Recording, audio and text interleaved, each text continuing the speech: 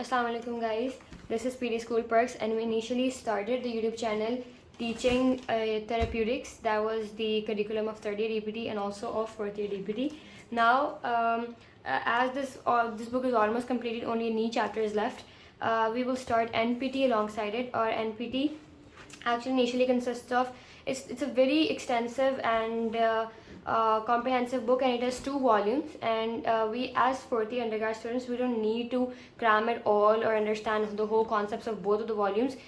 We initially have to complete only a few chapters and take the concept, understand the interventions, understand the neurophysiology behind it. So I'll be teaching you guys starting from stroke, that is chapter 15. After that, we'll continue with the major chapters, the topmost 5 chapters from which the SEQs come for undergrad students. Other than that, I'll also be teaching this time in English because the physical rehabilitation book is also read by the master's program of neurophysiotherapy, and those are the that's where you get deep into this book, and you have to cram and understand all of the book for the postgrad students, not for the undergrad students.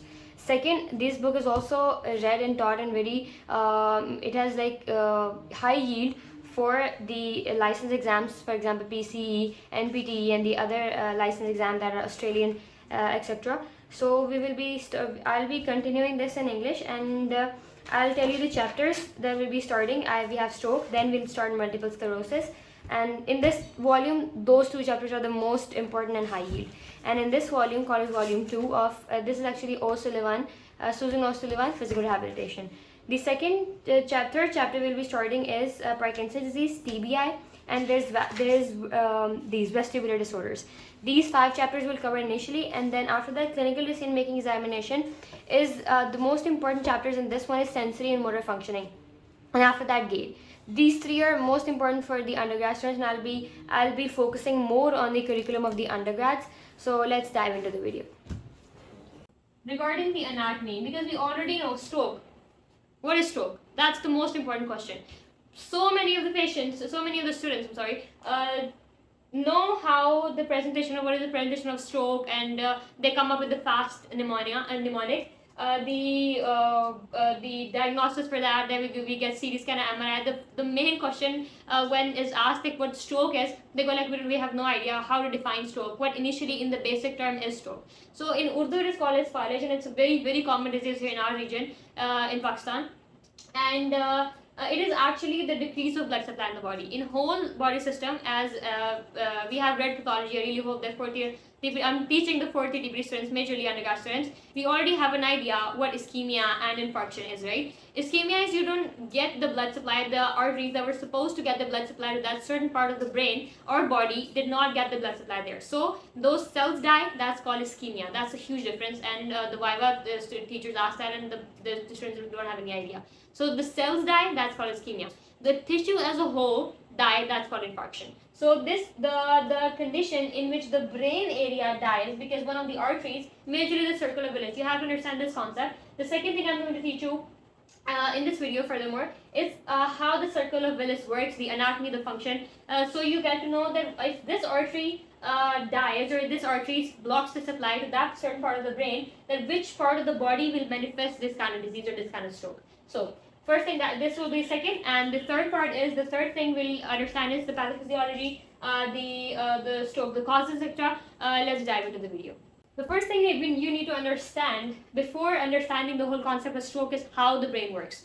The brain works in a very integrated and a very concentrated pattern that you already know about motor and sensory homunculus, but I'll try to review it in like 5 to 10 seconds.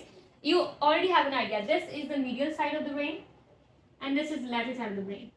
In second year neuroanatomy, you already might have an idea that our brain, like if this is the first the part, and there's a second part exactly like this, the medial surface of the body covers, the medial surface of the brain covers up the lower surface of the body, and then the lateral surface, as you go laterally, there's tongue, and then there's hand, there's eyes.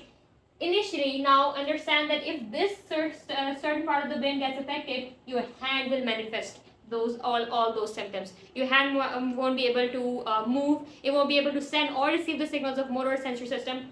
That's the motor homunculus. You have to keep this in mind. You have to keep this visual image in mind in order to understand that which part of the brain was affected, which artery was affected, and which body segment or anatomy is being manifested with that kind of disorder. So yeah, this is the first thing. You have to understand and remember the visual presentation of the motor or sensory homunculus. Second, you have to understand the circle of Willis. Now, we'll go slow if I'm going too fast in this video. You understood this? Initially, I'm also going to teach you guys a little bit of the internal capsule, because neuroanatomy, if you revise neuroanatomy, what happens is your motor sensory system, imagine the motor symptoms, right? The motor nerves. They go the peripheral system, they go from the peripheral system into the central system, then they cross over at the thalamus, then they go pass from the internal capsule, and then they go touch these kind of systems, the cortices of the segment of the brain, in order to integrate the sensory or the motor signals. Yeah. This is very important to understand the next things. The second thing that we're going to cover up is the circle of Willis. Now, I don't have much space to write it and explain it in a very integrated and huge way. So if you want this, you don't have any idea about the circle of Willis, I recommend you guys watch the anatomy of circle of Willis before understanding what stroke is and how it affects the body. So in circle of Willis, you already know there's common carotid arteries coming up from this portion, right? They go up, they cross the holes, neuroanatomy, revise it a little, and they go up and they divide into, imagine this is the common carotid artery, and this is the brain, like this is the brain segment, and we take the brain and put it in this pattern that we looking at the downside of the brain segment. So this is the internal carotid arteries. The first branch that they give off is the anterior carotid arteries, right? The anterior carotid arteries, these are the anterior carotid arteries, and then they combine together and join the anterior communicating artery. The middle surface of this is a very important part. The middle medial surface of the body, of the brain, is being supplied by the anterior carotid artery. First thing that clicks in mind, if this artery is damaged, your lower limb will be paralyzed. Your lower limb won't be able to move. Your lower limb will be able to get the signals of pain or vibration or touch. That's the first part, right? Second, the anatomy regarding you go and you see these arteries getting from the side. These are the MCA, the middle carotid arteries. The middle carotid artery specifically supplies the lateral surface. How you see how these branches divide up and then supply all the lateral surface of the brain? That's the middle carotid artery. Middle cerebral artery. Now you understand, if you consider side by side, the middle cerebral artery supplies all of the lateral surface of the brain. The first thing that clicks to mind, the lateral surface, if this artery gets blocked up, we'll study how this gets blocked up and how the stroke manifests. You won't be able to move your hand, you won't be able to swallow, you won't be able to sneeze or smell, you won't be able to speak. That's the middle cerebral artery. Now, even understanding the anatomy, and if you understand this, if this anatomy gets disrupted, you already get an idea that yes, if this anatomy is disrupted, this is how the disease or the pathology manifests on the brain.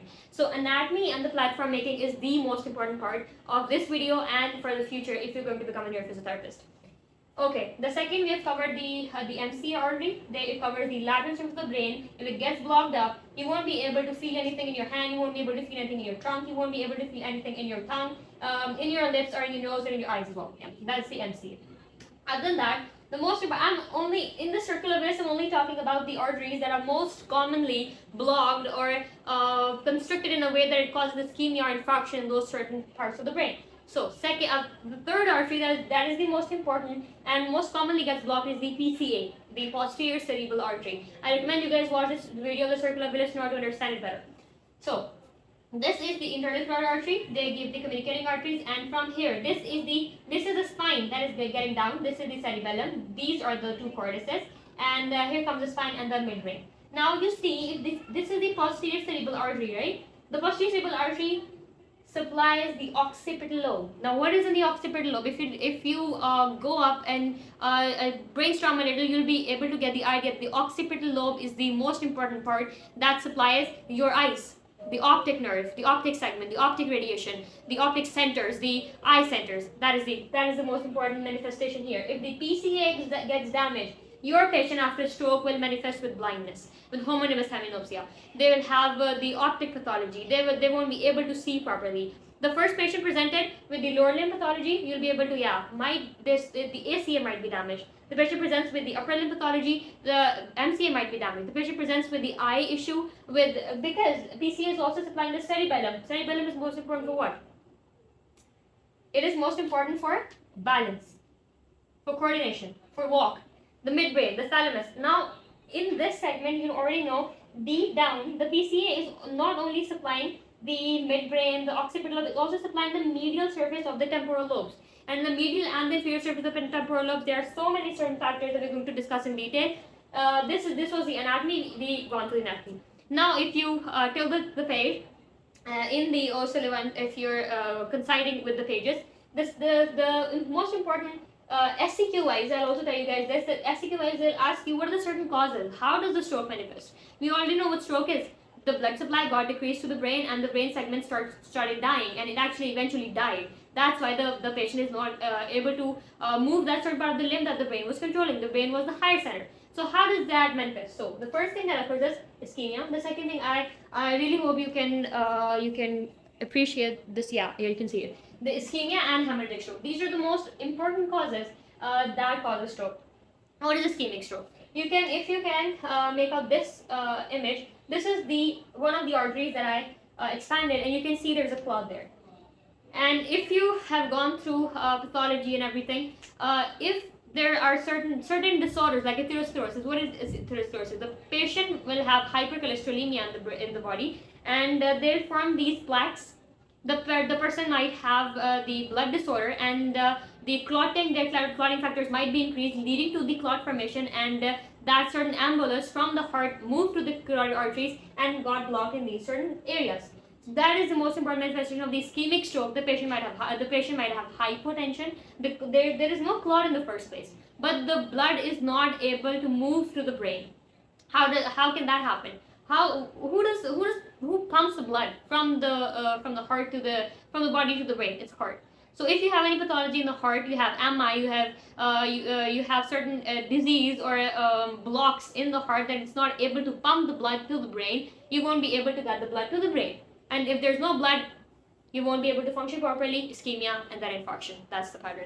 So for ischemia, you have atherosclerosis. You might get trauma within the vessels. That's the most important part. That also coincides with the extra point that I've written here. Regarding there's also manifestation of stroke that is written in your books. Regarding ischemic stroke, I'm going to expand it a little because it is written only one line in physical rehabilitation. That is, the clot might get formed in the vessels. It's not an embolus, it's a thrombus there. And you might have gotten the idea from the basic pathology that you learned, that if the artery, for example, this is the artery, right? The artery here, this segment of the artery gets damaged, and all the factors, the clotting factors, gets exposed off. The endothelial injury leads to, the back striae, right? The striae that says that endothelial injury might lead to thrombosis. So yeah, this is it. But regarding this, it's a very long-going and chronic process. But the embolism, there was a clot, or imagine there's a stone in the pipe. That you have the stone, you put it in the pipe, and the embolus, and you called it the stone, the embolus, and it immediately blocked the artery, immediately stopped the blood vessel, immediately caused ischemia and infarction. So the emboli leads to stroke much more fast than the thrombosis that initially formed in those arteries. Yeah, that's we covered it. Now, the most important factor, this is the common sites in the brain that might get blocked and lead to the infarction. On that basis, we have now, imagine a pipe and you send it, that's the concept. You throw the stone into the pipe, and there are certain angulations in that pipe. The turbulent flow, right? In order for the stone to pass from that certain point, it had to make a turn. I'm calling an ambulance he. Doesn't matter. The stone has to make a turn. What if it gets blocked on that turn? That's the whole point of this video, of this understanding of this concept. That in the internal carotid arteries, when the MCA gets out of there, the MCA gets branched out. First, most important, in the bifurcation of MCA, you can get a clot there. ICA, internal carotid artery, and it bifurcates. Bifurcations, at angulations, at constrictions. These are the three most important points on which the embolus or your stone that you throw into the pipe can get lodged in and can cause the blockade of the blood vessel and in turn leading to stroke. And there's also a very important factor that I want to point out is TIA. So many of the patients, students cannot differentiate between stroke and TIA. TIA is transient ischemic attack. It in itself, the definition of this term is in the name, transient ischemic attack. Stroke is the blood vessels got blocked and they are not being the blockade is not being covered up. It's not healing. The clot is stuck there more than 24 hours, and there's a certain time. Ischemia doesn't happen in like 5 seconds. Ischemia happens in a certain period of time, in 3 to 4 days, in 4 to 5 days. So that's the thing. The blood is clotted there, and it is continually causing infarction of the brain. That is stroke. But what if I say that if that clot or the stone that you threw into the pipe, it was blocking the artery for a certain period of time, but after 24 hours or before 24 hours, after 2 to 3 hours of that manifestation, that clot or that stone gets dislodged and moves into the circulation and everything is restored. That is transient ischemic attack. That it was about to get to stroke, but then that certain blockade was released from the artery and it was okay again. The blood flow was reversed and everything. So that is called transient ischemic attack. You also understood what transient ischemic attack was. Okay. Now we were here. Now second part, we understood the ischemic attack, right? Now we are coming up to the hemorrhagic stroke. What hemorrhagic stroke is? Hemorrhage. That's the most important term. Within the term, it's always in medical schools and university, it is the definition of the term is within the name of the term. The arteries are, example, there's a middle-aged man whose arteries are now very feeble and very weak, and he has hypertension. And there's this thrush of, imagine a balloon, and you put this thrush of water in there, and the balloon bursts up. The balloon bursts up, the blood supply that was supposed to go to this surface part of the brain is not going there anymore. It's going into the area, the gutters, what you call, on the sides of the brain, and it leads to edema. Because the blood is not going to the brain segments, to the cortices and supplying nutrition there, but it's being wasted in the gutters of the brain. That's a very, very basic term that I'm using, layman term. But that's what happens. The hemorrhage leads to low blood. The blood is there, but it's not reaching to the point where it's supposed to reach. That's hemorrhagic stroke, and its causes of most common is hypertension. Other than that, we can have AVM, we can have the soft tissue, the connective tissue disorders. This is what I'm talking about. In so many of the adults, for example, in Marfan syndrome, and in different children, the artery is itself a connective tissue, right? If their connective tissue is lost or is not present in these patients, they were born with that, their arteries of the heart and the brain will not be normal. So they lead to aneurysms. You'll have to understand the concept of aneurysms here. I'm left-handed, so I'm sorry about that. Aneurysms. Because this artery is not able to withhold the pressure of the blood, so it forms this kind of bubble called as the aneurysm, and it might burst. That is a connective tissue disorder. Trauma. The most of the hemorrhage in young adults occur because of trauma, because they hit their brain segment, and that certain part of the brain got damaged. Their artery got damaged. You cannot supply the blood to that certain area in that small period of time. Ischemia, infarction, death. That's the most common cause of death in young adults after road traffic accident, RTA. Now you need to understand the pathophysiology. We understood the anatomy, we understood the common causes. Now turn the page again, in O'Sullivan yearbook. We are on to the pathophysiology. As physiotherapy students, you don't have to go dive deep into the pathophysiology, but you need to understand how the system is working, how the ischemia. Now we're going in between the cracks. The blood supply was not there, it led to infarction. The question is, how? If the blood supply was not there, how it led to infarction? So it's that. The blood supply was decreased from the part of the brain, right? Now, what happens is, when there's no blood supply in the brain, the body is designed in a way by God, in a pattern, that if there is something abnormal in a segment, the body starts to fire up signals that there's something wrong here. So they'll fire up signals. Those signals are neurotransmitters like aspartate, glutamate, that there's something wrong in this certain section of the brain. Those neurotransmitters will lead to the anoxic depolarization. That's the most important word that's asked in the OSCE, that's asked in the MCQ segment, anoxic depolarization. That is, in layman term, it's just inability of the brain to produce energy. What is energy in our body? ATP. They cannot produce ATP. So yeah, the neurotransmitter got activated, and they led to how are they not making the ATP? You already have an idea about the potential levels, the resting membrane potential, and then the activation membrane potential. The body, in turn, the brain, those segments, those membranes move toward the resting membrane potential. They leads to excessive calcium influx within the brain, and that excessive calcium combines with the phospholipids. You don't have to cram this, you only have to understand the concept of anoxic depolarization.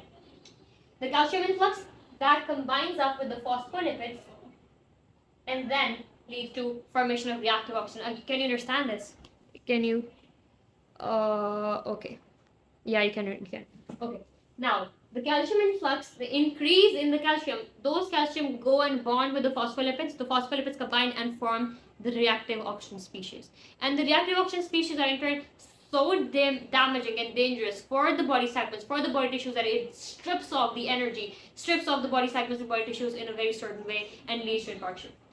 And yeah, this is the way the reactive oxygen species got formed. Now the blood tissue, the brain tissues are not able to form ATP, and if they do not have the ATP, they won't be able to survive in that certain pattern. Ischemia, cell death, and then infarction, tissue death. That's it. Now we are diving deep into the concept of, you understood what is happening behind the curtain, behind the scenes.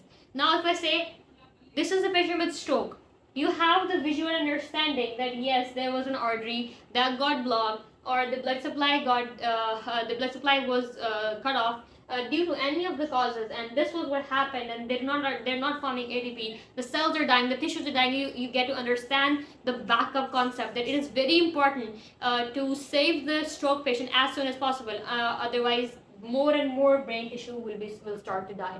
Yeah, that's it. We've understood this concept. Now we're going to zooming out of the picture, and we're understanding that in diving and zooming into these arteries. What if ACA gets damaged? How will the patient manifest it? What does ACA supplies? The anterior cerebral artery that I taught you guys here. Then the MCA, then the PCA, and it's going in the exact same pattern in the book that it is explained to you guys in a very systematic, understood pattern. Look at this. In order to understand this particular table, it's very easy to cram it, but you won't be able to remember it in future after 4 to 5 years if you don't understand the concept behind what artery got damaged, what was it supplying, and how the patient manifests if the ACA gets damaged. How does the patient present if the PCA gets damaged or the MCA gets damaged? That's it. So let's dive deep into the. I'll sit down. I think you won't be able to see it. So okay, I think it'll be easy for you guys to see. Yes.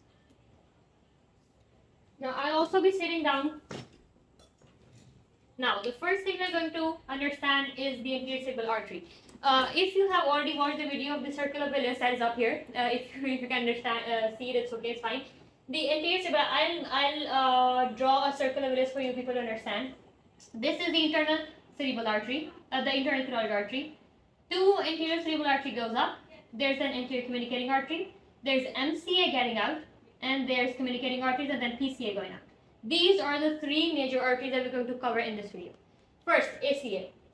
This body right here, the ACA, covers the most important part of the brain. That's the frontal lobe. I'm going to teach you guys. Okay, this is the ACA. Okay.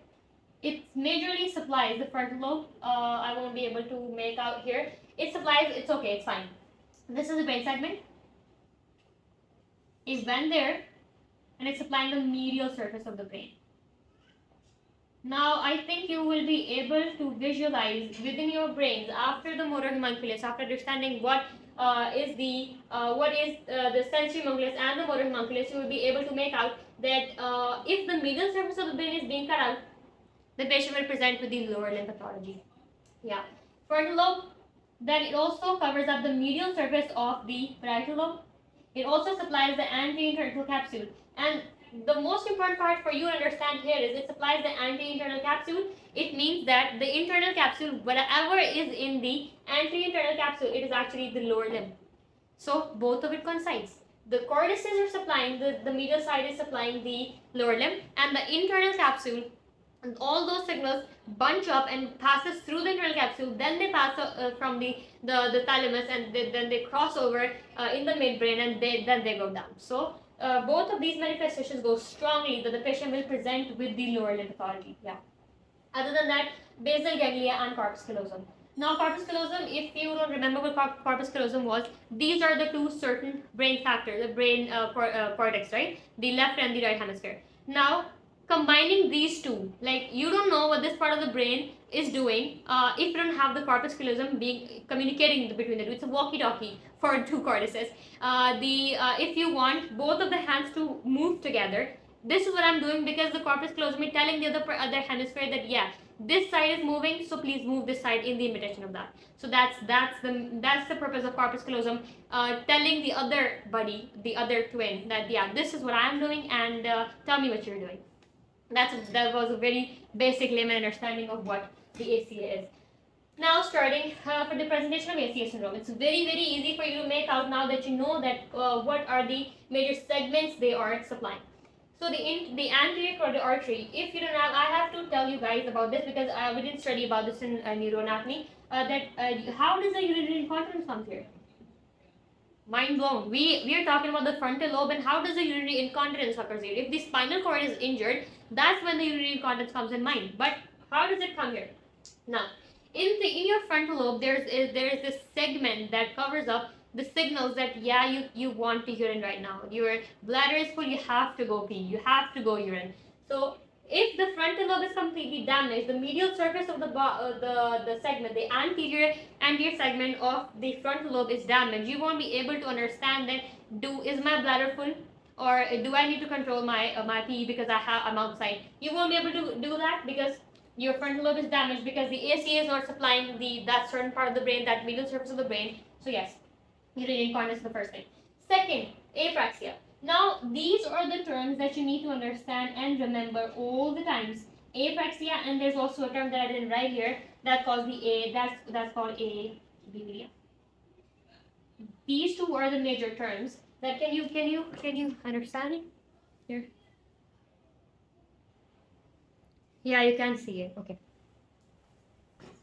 Now, what you need to understand about this is apraxia that I just told you guys is not being able to imitate the other part of the body. Now, this is my right side. This is my left side. Right. This is the factor. The right side won't be able to imitate what the left side is doing. Right. I can imitate my body in a way because my corpus callosum is intact. So this is not being able to imitate what the other segment of your body is doing is called as apraxia. And this occurs because your corpus callosum is damaged, because the ACA is damaged, right? Uncertain localization. Now there's this apraxia, which we talk about is, no, not apraxia, not abulia. I forgot to write it here. Abulia is, I have to write it. Where did you get it? I think you can you see this? I really hope you can see this part. Abulia. Now, what abulia is, there is a factor that you are not able, you want to talk about things, but you're not able to talk about things because your Broca Wernicke's area might get damaged. This is not the case. This is that you can speak, but there's no will for you to speak. We already have an idea that in your frontal lobe, there's a certain part of the brain that is the maturation brain, that is a motivation segment. What I have understood from this concept is, in your frontal lobe, there's a motivation center, that when your frontal lobe is damaged, your motivation to speak, your motivation to talk about things is damaged. So, not being able to speak, but the person is not willing to speak, this is called as abulia. And about this, the researchers show that it is uncertain localization. You cannot quite familiarly get the concept that which part of the brain is damaged, leading for the patient to not having the will to speak. Exactly? Yeah. This is a psychological pathology, psychological phenomena. Other than that, it's a very easy thing that I've taught you guys for the past 15 to 20 minutes, I guess, that if your ACA is damaged, your medial surface, you won't be able, contralateral hemisensory loss, contralateral motor loss, hemimotor loss. So that's the concept. You already know that the motor segments cross over at a certain point in the midbrain, right? So yeah, this is that. Other than that, certain of the primitive reflexes you won't be able to. The primitive reflexes are the kind of reflexes that are present in the babies, but they are lost once the child grows and moves through the adolescent age. But when this stroke hits, two of the primitive reflexes are also present in the human body in that certain ACA stroke, and we don't know why. Okay. Now we're talking about MCA. Regarding MCA, what you need to understand is this is the middle cerebral artery. It is covering of one of the huge centers. Can you see this part? No, you cannot. It's okay. You already have an idea of a circle of Willis, and it's supplying the lateral surface of the brain, right? The lateral segment. If you want to make it more easy for you guys, and if you're watching it somewhere, please see the picture of the motor and sensory nucleus again. The MCA here. This is the brain segment. And the MCA is supplying the lateral segments of the, for example, if this is the brain and the cortices, the MCA is supplying all of the lateral segments starting from here all up till the end, up till the occipital lobe. It does not supply the occipital lobe. So yeah, it supplies the lateral surface of the frontal lobe, the parietal lobe, the temporal lobe, the internal capsule, posterior internal capsule. The posterior internal capsule has, what does it have? The upper limb signals, the upper limb fibers that are crossing up from the centers and going into the internal capsule and then going into the body. I have repeated like 5 times, yeah. Broca's area, Wernicke's area. If you go into your neuroanatomy segment, I really suggest if you've forgotten that concept, go and watch the video or a picture from any of the Atlas books. That your lateral segment contains the frontal lobe, then the parietal lobe, then whole of the lateral segment of the temporal lobe, and then the Wernicke's areas there, the Broca's areas there. Those are the very, very important segments that supplies that it helps in speech. That helps you make out the words that you want to make out the words, choose the words, and then speak those words. This is, what does it do? The Broca's area and Wernicke's area are responsible for that. Yeah. Presentation for MCA stroke, MCA syndrome. Yeah, these are the words used used if one of the arteries are being damaged. Syndrome, ACA syndrome stroke, PCA syndrome stroke, or MCA syndrome stroke. Yeah. Now, MCA syndrome presents with fluent or non-fluent aphasia. I just told you guys that if the MCA is damaged, the lateral part of the brain is not working, and we already know what do we have on the lateral part of the brain. We have the Broca's area, we have the Wernicke's area. So, in order for you guys to understand what fluent aphasia or non-fluent aphasia is, Broca's area is important for it. Its major function of the Broca's area is to choose the words we want to speak. That's Broca's area. So if the Broca's area is damaged, for example, if my Broca's area is damaged, I won't be able to choose the words I want to speak from. So I'll speak like that's non-fluent aphasia, right? You're not fluent in your words. You cannot even speak or comprehend the words the person is saying. That's Broca's area. Now, initially, if the person is okay, I'm okay, right? Broca's area choose the word, Wernicke's area forms the sentence, and then our speech says the words we want to say. So, in case of, if the Wernicke's area is damaged, that's called fluent aphasia, because I can say the words but I cannot make the sentence, like apple, light, phone, camera, AC. That's fluent aphasia. You're fluent in your words, you're not speaking like an animal. You're pretty much fluent in your words, but you cannot, that's global aphasia. No, that's fluent aphasia, and if you combine the two, you cannot even make out the words, you cannot even make out the sentence. That is global aphasia. Yeah. And cover these 3 segments. Now, other than that, this is the concept that you understand. Where does if it is not, the MC is not supplying the occipital lobe, how is the visual or the optic centers being involved in this area? So we need to understand this concept through the internal capsule. You have to see the internal capsule for, yeah, you can see the internal capsule, yeah, sure. Now, we already knew that the MCA supplies the posterior segment of the internal capsule. You can see here is the visual segment. The posterior internal capsule had an optic segment here. The optic nerve was passing from there. So if the internal capsule is damaged, one way or the other, the optic nerve is damaged. And if the optic nerve is damaged, homoenemus hemianopia is a huge term in and itself. It's like you have these terms, like this is the left eye, this is the right eye. You are not able to see the left segment of both eyes, but you're able to see the right segment of the both eyes. That's called homoenemus hemianopia. Now, other than that, loss of conjugate gait, that's also because of internal capsule. And that talk again, that if the MC is damaged from the motor sensory nucleus, which part of the body will be damaged? Please answer that in the comments below. It's definitely upper limb. Yeah. Now, the PCA, I'll cover the PCA in the next video because it's a very, very huge and broad topic. Why? Because the posterior cerebral artery covers up the cerebrum, the cerebellum, the midbrain, and also the midbrain, the cerebellum, the midbrain, and also the diencephalon, the thalami. The PCA covers up all of the back segment. So it's a huge topic, vast topic to cover up. We'll cover it in the next video. Yeah.